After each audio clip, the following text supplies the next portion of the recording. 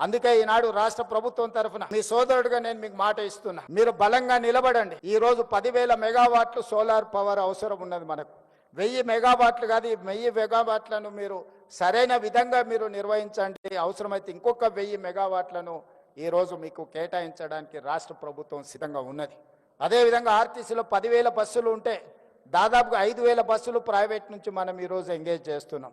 అందులో 1000 బస్సులు మీకు ఇవ్వాలనుకున్నాం. 600 బస్సులకు మీరు ఇప్పుడు ప్రణాళికలు చేసుకున్నారు. 150 బస్సులను పోయిన నెలనే నేను పరేడ్ గ్రౌండ్ దగ్గర ప్రారంభించడం జరిగింది.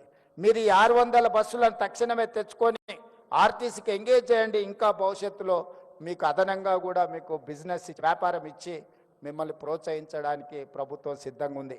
మీరు తయారు చేసే వస్తువులను కూడా ప్రభుత్వం గతంలో ఎవరైనా మన దగ్గరికి గెస్టులు వచ్చినా లేకపోతే మనం ఎక్కడికైనా వెళ్ళినప్పుడు ప్రభుత్వం కార్పొరేట్ కంపెనీల నుంచి గిఫ్ట్ ప్యాకులు కొనుక్కొని ఇచ్చేవాళ్ళు.